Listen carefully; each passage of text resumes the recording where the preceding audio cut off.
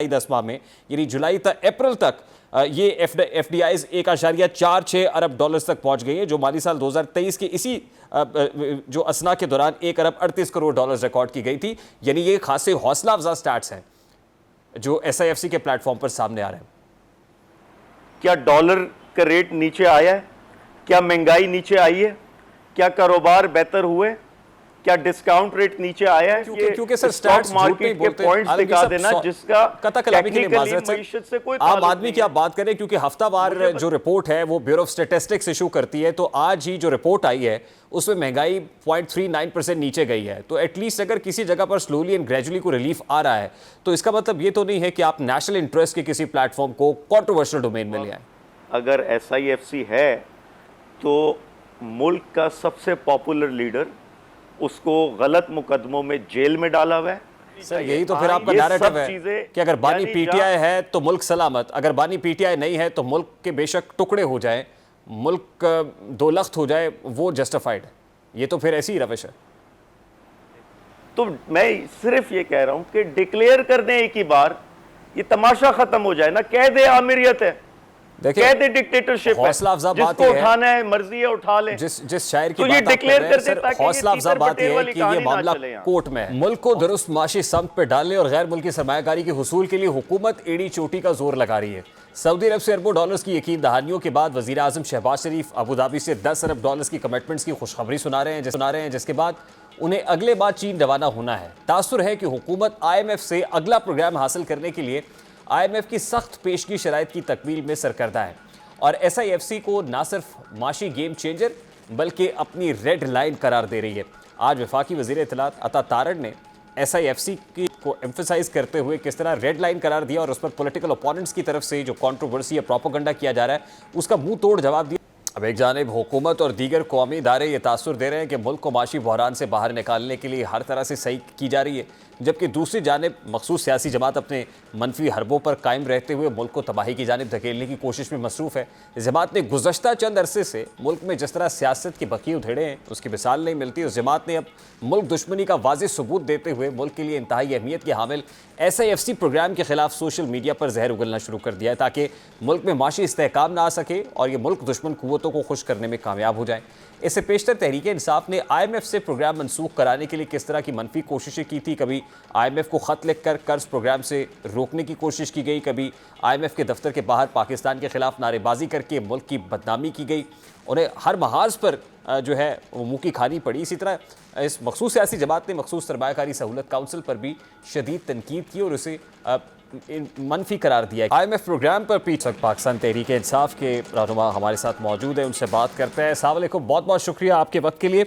सबसे पहले तो बड़ा सादा सा सवाल है, ये कहिएगा कि पाकिस्तान तहरीक इंसाफ की जानिब से कभी IMF को खतूत लिखे गए, कभी GSP प्लस स्टेटस लेने के लिए यूरोपीय यूनियन को ख़त लिखने की बात हुई और अब SIFC को कंट्रोवर्शियल डोमेन में शामिल किया जा रहा है। क्या ये जस्टिफाइड है? ये मुल्क दोस्ती है, रियासत दोस्ती है या रियासत दुश्मनी का सबूत है?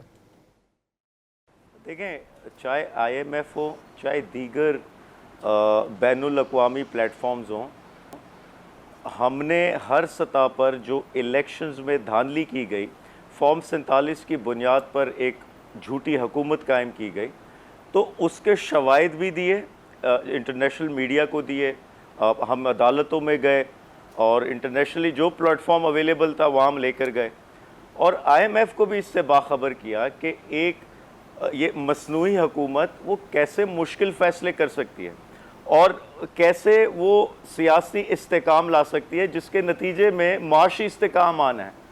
तो ये चीज़ें उनको बावर कराना ज़रूरी। रही बात, कोई इस किस्म की बात नहीं की गई कि आप कोई पाकिस्तान की इमदाद बंद कर दे या जो कर्जे है उसका सिलसिला बंद कर दे, ऐसी तो कोई बात नहीं की गई। आज हुकूमत ने SIFC को अपनी रेड लाइन करार दे दिया है। उन्होंने कहा कि आप बानी PTI को रेड लाइन कहते हैं, रियासत पाकिस्तान की रेड लाइन SIFC है। सर, मुल्क की सबसे बड़ी जमात है और इसमें चाहे IMF हो चाहे दीगर और ऐसी ऑर्गेनाइजेशन या प्लेटफॉर्म्स हो, वो अपना किरदार अदा करें। मेरी आवाज़ पहुंच रही है सर आप तक? मैं ये कह रहा हूं कि SIFC को आज हुकूमत पाकिस्तान ने रेड लाइन करार दे दिया है। वो कहते हैं आप बानी PTI को रेड लाइन कहते हैं, हमारी रेड लाइन SIFC है और अगर इसको सबूताज करने की कोशिश की गई, कंट्रोवर्शियल करने की कोशिश की गई तो ये जस्टिफाइड नहीं होगा।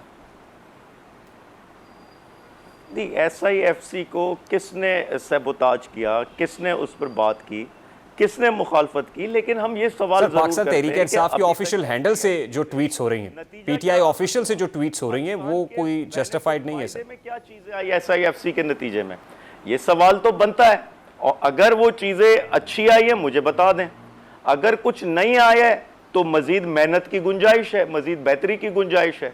लेकिन अगर कोई ये कह के सवाल ना किया जाए तो ये तो फिर डिक्लेयर कर दें कि आमिरियत है मुल्क में, या डिक्लेयर कर दें कि हम बनाना रिपब्लिक में रह रहे हैं। तो PTI ऑफिशियल पर जो ट्वीट हुई मैंने निकाल ली है, उसमें लिखा गया कि सरमायाकारी में इजाफे के नाम पर कायम SIFC नामी अस्करी फ्रॉड सरमायाकारी में इजाफे में मुकम्मल तौर पर नाकाम है, लेकिन सरकारी वसाइल पर कब्जे कामयाबी से जारी हैं। नंबर 1, इसके ऊपर जो तस्वीर लगाई गई, जिस तरह का प्रोपेगेंडा किया, वो एक जगह पर। दूसरी तरफ आप ये कह रहे हैं कि अगर इससे कोई वाकई को टेंजिबल आउटकम निकला है तो मुझे बता दें। तो मैं आपको बता देता हूं कि मरकजी बैंक के आदादो शुमार के मुताबिक गुज़श्ता 51 माह में ये सबसे बड़ी बराह रास्त गैर मुल्की सरमायाकारी है। माहाना बुनियादों पर किए गए मुवाजने की बुनियाद पर जो FDIs हैं उसमें 39% इजाफा हुआ है। और इस रिपोर्ट के मुताबिक गैर मुल्की सरमायाकारी मार्च 2024 में 25 करोड़ 80 लाख डॉलर तक पहुंच गई थी, जबकि रवा माली साल के इब्तदाई 10 माह में यानी जुलाई तक अप्रैल तक ये FDIs 1.46 अरब डॉलर तक पहुंच गई है, जो माली साल 2023 के इसी जो असना के दौरान 1 अरब 38 करोड़ डॉलर रिकॉर्ड की गई थी। यानी ये खासे हौसला अफजा स्टैट्स हैं जो SIFC के प्लेटफॉर्म पर सामने आ रहे हैं। देखिए, मैं कोई माहिर मईशत तो नहीं हूँ कि मैं टेक्निकलिटीज़ को डिस्कस करूँ यहाँ, लेकिन मैं ये देखता हूँ कि आज एक आम आदमी की ज़िंदगी पे क्या असर हो रहा है। क्या डॉलर का रेट नीचे आया है? क्या महंगाई नीचे आई है? क्या कारोबार बेहतर हुए? क्या डिस्काउंट रेट नीचे आया है? ये सब चीजें इस वक्त मईशत का पहिया जाम है। और अच्छा, सिर्फ क्योंकि सर स्टॉक मार्केट के पॉइंट्स दिखा देना जिसका टेक्निकली मईशत से कोई आम आदमी की आप बात करें, क्योंकि हफ्तावार जो रिपोर्ट है वो ब्यूरो ऑफ स्टैटिस्टिक्स इशू करती है, तो आज ही जो रिपोर्ट आई है उसमें महंगाई 0.39% नीचे गई है। तो एटलीस्ट अगर किसी जगह पर स्लोली एंड ग्रेजुअली को रिलीफ आ रहा है तो इसका मतलब ये तो नहीं है कि आप नेशनल इंटरेस्ट के किसी प्लेटफॉर्म को कॉन्ट्रोवर्शियल डोमेन में ले आए। देखिए, नेशनल इंटरेस्ट इस वक्त अगर SIFC है तो मुल्क का सबसे पॉपुलर लीडर, उसको गलत मुकदमों में जेल में डाला हुआ है, आइन को या तोड़ा गया, इलेक्शंस को डिले किया गया, ये नेशनल इंटरेस्ट के खिलाफ था। मुल्क की सबसे बड़ी पार्टी से मैंडेट चोरी किया गया, 180 सीटें चोरी की गई, फॉर्म 47 पे झूठी हुकूमत कायम की गई, ये नेशनल इंटरेस्ट के खिलाफ था। तो इस पर भी फिर बात होनी चाहिए। यही तो फिर आपका नैरेटिव है कि अगर बानी PTI है तो मुल्क सलामत, अगर बानी PTI नहीं है तो मुल्क के बेशक टुकड़े हो जाए, मुल्क दो लख्त हो जाए, वो जस्टिफाइड है। ये तो फिर ऐसी ही रविश है। नहीं, देखिए, ये रविश नहीं है ऐसी। इस वक्त मुझे बताए ना, सिर्फ बानी PTI तो नहीं है, यानी जो भी आइन पर बात करता, जो जजेस हैं, क्या वो बानी PTI के ऑर्गेनाइजेशन हैं? जो जजेस खतूत लिख रहे हैं, जो जजेस रिमार्क्स दे रहे हैं, जो मीडिया पर्सन्स हैं, ये जो शायर अभी रिसेंटली उठाया गया, किडनैप किया गया, क्या ये PTI से बिलोंग करता था? यानी जो लोग भी अगर सिर्फ तनकीद करते, और तनकीद की भी नौयत को समझा जाए कि कुछ होती तनकीद बराए तनकीद, कुछ तनकीद बराए इस्लाह, इसमें भी फ़र्क ख़त्म कर दिया है। और जो आइन कानून की बात कर रहा है, इन लोगों को किडनैप किया जाता, आइन से तजावुज़ मामलात किए जाते। तो मैं सिर्फ ये कह रहा हूं कि डिक्लेयर कर दें एक ही बार, ये तमाशा खत्म हो जाए ना। कह दे आमिरियत है, कह दे डिक्टेटरशिप है, जिसको उठाना है मर्जी है उठा ले। जिस शायर की तो ये डिक्लेयर कर दे, ताकि हौसला अफजा बात यह है कि ये मामला कोर्ट में है। हौसला अफजा बात यह है कि जजेस की तरफ से रिमार्क्स आ रहे हैं। हौसला अफजा बात यह है कि वहां पर जवाब तलबी हो रही है और बिल्कुल होनी चाहिए। लेकिन ये कहा कि अगर ये मामला हो रहा है तो आप मुल्क की मईशत को जो है वो दाव पर लगा दें, या आप हमारे जो प्लेटफॉर्म्स हैं उनको कंट्रोवर्शियल कर दें। आप IMF को ख़त लिखें, आप GSP+ स्टेटस को वापस लेने के लिए ख़त लिखें, आप SIFC को कंट्रोवर्शियल करें। इसका मतलब ये तो नहीं है सर?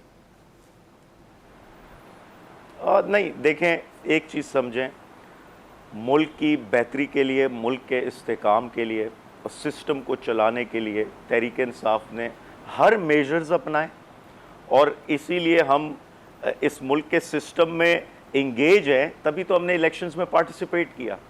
हम जमहूरी प्रोसेस में यकीन रखते हैं, हम इदारों के इंडिपेंडेंट होने में, इदारों के मजबूत बहुत बहुत शुक्रिया आलमगीर खान।